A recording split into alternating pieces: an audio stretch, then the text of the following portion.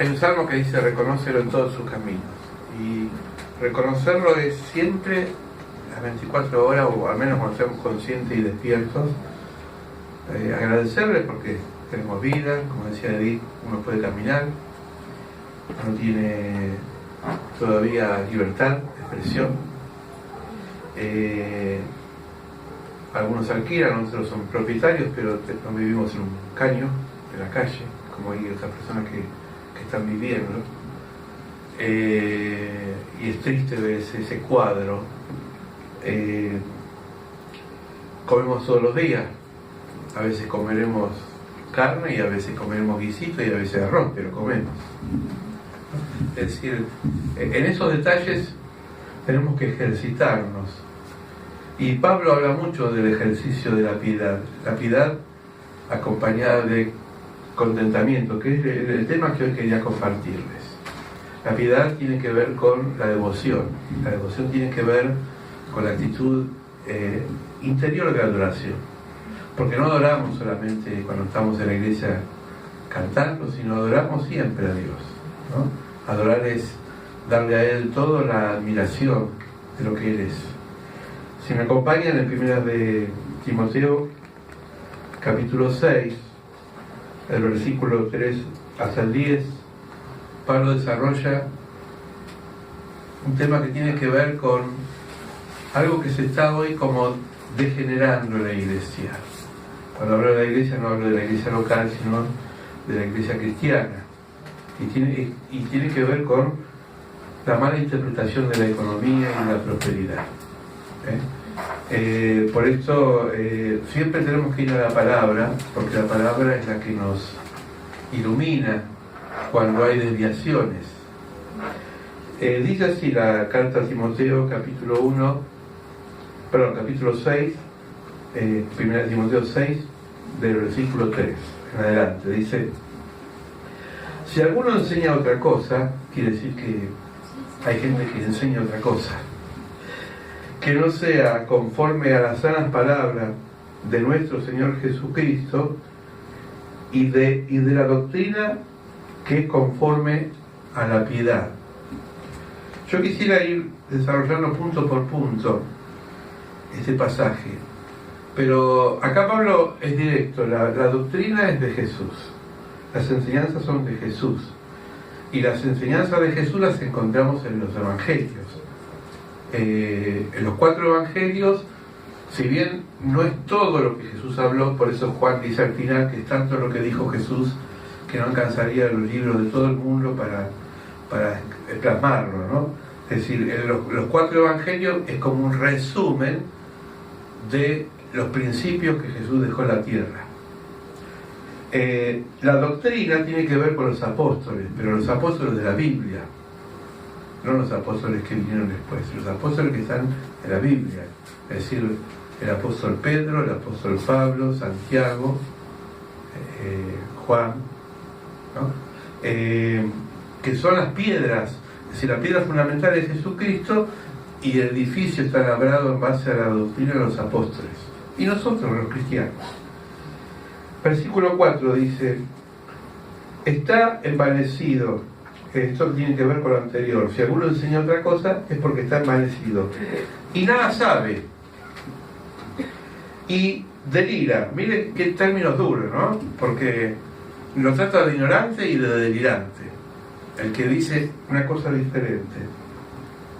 Delira acerca de cuestiones y contiendas, de palabras de las cuales nacen envidia, pleitos, blasfemias y malas sospechas.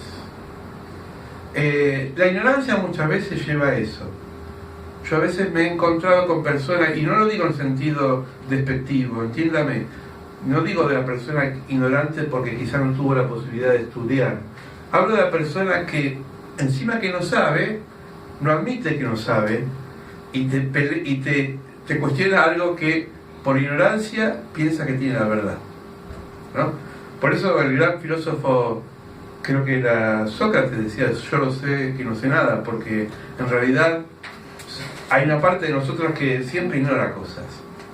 Eso lo decía Einstein, y yo lo he repetido muchas veces. Hay tenemos una parte que conocemos dentro de nuestra inteligencia y hay cosas que ignoramos. Y ante la ignorancia es mejor decir no sé. Yo aprendí mucho dando clases en el colegio, porque muchas veces me han preguntado cosas que yo no sabía responder. Y cuando di clases en un seminario evangélico también dije muchas veces, y no tuve vergüenza, decir no sé, lo voy a investigar. Porque el único que sabe todo es Dios. Amén. Y si uno inventa o versea para zafar, tarde o temprano eso sale a la luz. Porque la mentira tiene patas cortas, ¿no? Y cuando uno dice algo que no es, sale a la luz. Entonces, en esto hay que ser muy claro. Y enseñar en base a la Biblia, que la Biblia tiene principios que no han cambiado. Dice versículo 5, disputas necias de hombres corruptos, la palabra corrupción que cómo está de moda hoy, ¿no? De entendimiento y privados de la verdad, que toman la piedad como fuente de ganancia, y le dice a Timoteo, apartate de ellos. Es decir, hay muchos hoy que predican por la radio, por la televisión, en iglesias, un evangelio que se llama el evangelio de la prosperidad, que es un evangelio falso, donde te obligan a pactar con Dios, donde te obligan a poner un dinero a cambio de, como si Dios sería un comercio que yo le doy y me va a ir, me va a dar. Por eso nosotros cuando hablamos de ofrenda y diezmo son temas que tienen que ver con la Biblia, ¿no? Es decir, la ofrenda, dice Pablo, es una acción voluntaria, donde uno da lo que siente en el corazón. Sea 1 peso o 1000, lo tiene que dar de alegría, es voluntario. Es secreta, por eso el alfolí nuestro, y tiene que ser así, es una bolsa, porque no tiene que exponerse ante terceros lo que uno da.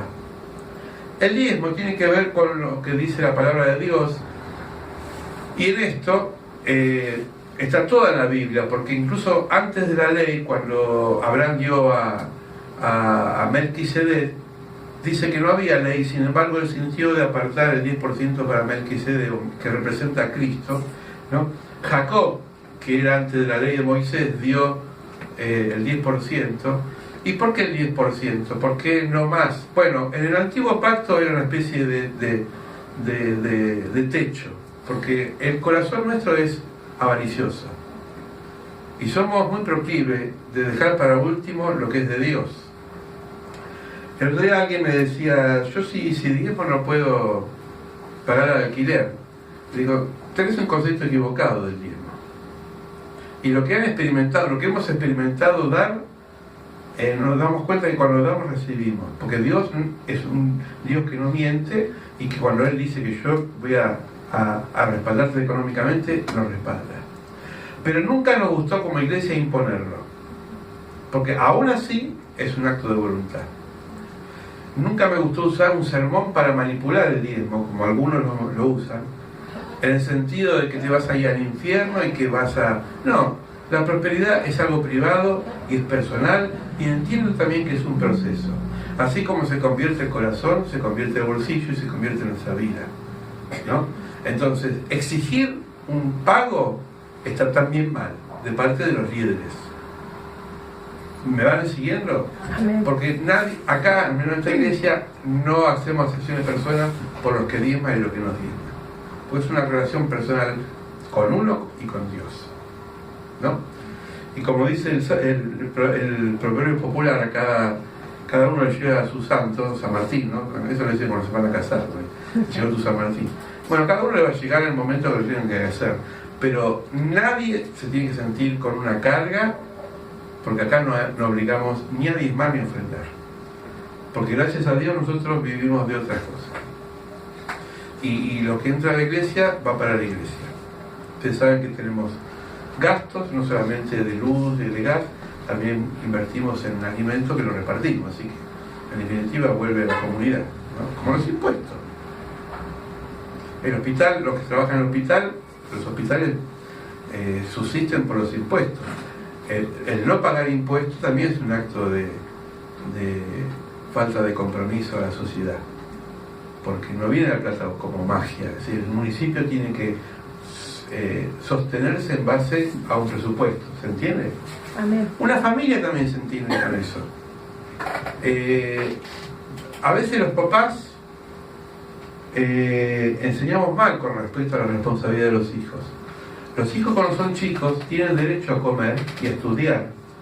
Pero yo tengo un hijo de 30 años que no estudia ni trabaja y encima lo tengo que mantener, lo estoy enseñando mal. Porque hay etapas en la vida. Entonces el que vive en una casa también es corresponsable de los gastos de la casa. ¿Se entiende? Amén. No sé, es bueno dejarlo pasar las cosas, sino es bueno educarlo para que cada paso tiene una responsabilidad. Y esto también es un acto de amor. Hacer que la otra persona sea responsable es amarla. Por eso dice Proverbios: fieles son las heridas de los que aman, ¿no? Importunio es de aquel que adula.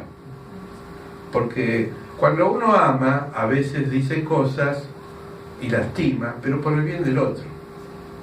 O qué padre o qué madre cuando le pone un límite a un hijo, no lo está amando. Lo está preveniendo de qué? De que le pase cosas. ¿Me van siguiendo? Amén. La Biblia también nos previene.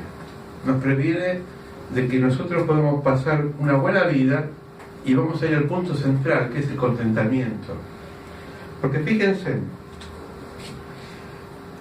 versículo 6 y 7, pero gran ganancia es la piedad, acompañada de contentamiento. Contentamiento es una palabra que tiene que ver con estar contentos y contenidos. Es una palabra compuesta. Contentos y contenidos. El agua, si no tiene un vaso, no está contenida, se desparrama. Cuando estamos contenidos, estamos como protegidos. La contención tiene que ver con la seguridad. Y el estar contento es estar alegre. Que es muy difícil, es muy opuesto a ser conformista y no querer avanzar y progresar, porque no está diciendo esto, hay que progresar en la vida. Pero siempre con una actitud de agradecimiento, ¿no? Por eso Pablo decía en otro pasaje: yo sé agradecer a Dios en la abundancia y en la escasez. Cuando no tengo un mango en el bolsillo o cuando tengo unas monedas. Porque todo lo puedo en Cristo que me fortalece. Amén. Es decir, ese es el punto donde nosotros somos felices. Por eso vamos a ver muchas veces en Proverbios, por ejemplo, cuando dice que lo importante es un plato de legumbre en paz que abundancia una mesa con disturbios. Una vez me decía un amigo creyente que sufrió una crisis, la crisis del abandono de... él había hecho una casa grande, porque tenía medios económicos para hacerlo, ¿no? Una casa muy grande, era escribano, y había hecho una casa para él, para sus hijos, pensaron que sus hijos se iban a quedar ahí para siempre. Y un día estaba paseando por la casa y veía todas las habitaciones, pues tenía una habitación para cada hijo, y un salón que era 5 veces más grande que esto, y dice: estoy solo, con mi esposa, no hay nadie. Y si no me preparé para el abandono, porque mis hijos pensaban que se iban a quedar acá para siempre. Uno se fue para España, otro se quedó acá, pero no en la casa de él. Y él dice: yo me di cuenta que me aferré mucho a la esperanza de lo que estaba construyendo, que era el lugar físico, y me olvidé del espacio interior. Porque ¿de qué vale hacer una casa de mucho dinero si después la tengo vacío de amor? Hay gente que está en una piecita de 2x2 y están 5 ahí juntos y por ahí se quieren, ¿no? Ni una cosa ni la otra. No estoy valorizando, entiéndame, no estoy valorizando que la escasez o la abundancia son malas, sino cómo yo estoy dispuesto para vivirla. Porque Pablo dice, acá es un consejo práctico, versículo 8: así que teniendo sustento y abrigo, estemos contentos. Teniendo abrigo y, ¿qué dice? Sustento. Estemos teniendo abrigo y sustento. ¿Qué es el sustento? ¿De qué estamos sustentados nosotros? ¿Quién dice algo? Alimento. Claro, si no comemos, ¿no? Alimento, dice el refrán italiano: panza llena, Cuore contento, dice, ¿no? En italiano. Claro, estamos bien, una vez que comimos estamos bien. ¿O quién se va a quejar por no comer? Es bueno comer, ¿no? No, Y es lindo comer también. Claro que sí, hay que cuidarse.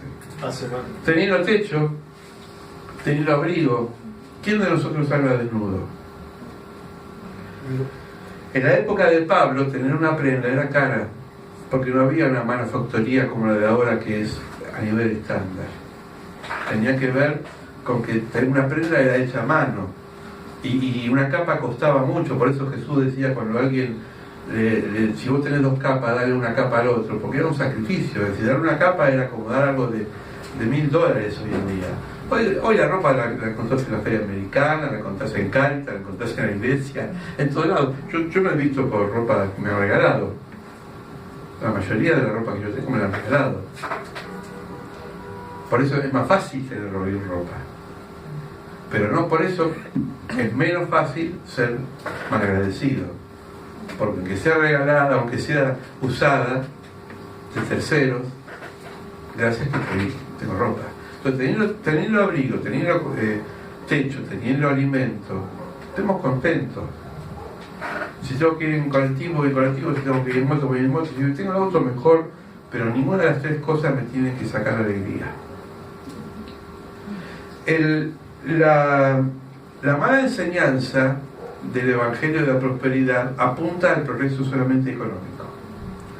Porque tiene el concepto del antiguo pacto. Y acá sí voy a hablar bien de doctrina para los que son cristianos de un tiempito, y los que quieren aprender también, porque esto es para todos. Tiene que ver con que en el antiguo pacto la prosperidad estaba acompañada con lo material.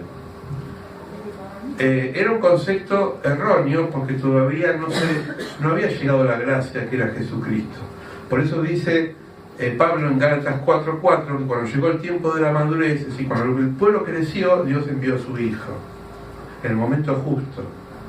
Antes Salomón era bendecido porque tenía mucho dinero, David tenía mucho dinero, pero nunca ve uno el contexto de cómo obtuvo el dinero. Los botines de guerra quedaban para el pueblo de Israel, es decir que era una forma de apropiarse. Permisiva o no por Dios, no lo voy a discutir ahora porque no es una charla teológica. Simplemente que el enriquecimiento tenía que ver con muchos factores. ¿Sí? Cuando viene Cristo, empieza a hablar de una dimensión diferente. Que todo lo externo no tiene nada que ver con la vida trascendente que es la persona.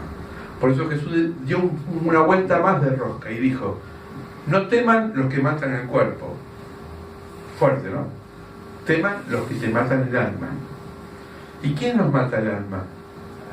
Un sistema como el nuestro, una sociedad de consumo que solamente te vende cosas para tener. Como esa propaganda de la tarjeta famosa que dice hay muchas cosas que no la compras con la tarjeta. No compras nada con la tarjeta, porque el amor no lo puedes comprar con la tarjeta. La plata te puede ayudar, pero eso de que te da felicidad, no te da felicidad. Por algo será que los que más se suicidan son ricos, porque el vacío no lo llena nada más que y nada menos que Dios. Cuando la mujer samaritana estaba vaciada por los fracasos matrimoniales, Jesús le ofreció el agua de vida. Y hoy Jesús ofrece el agua de vida a aquellos que todavía piensan que por tener cosas van a ser felices. Porque todo se puede romper. El televisor se puede romper, la radio puede dejar de funcionar, o la computadora o el celular. Hay gente que pierde el celular y parece que perdería la vida. ¡Ay! ¿Y ahora qué hago? ¿Y qué hacías antes? A veces hablamos este tema en la mesa, ¿no? Porque hay como una droga dependencia de a ver qué me van a mandar por el WhatsApp.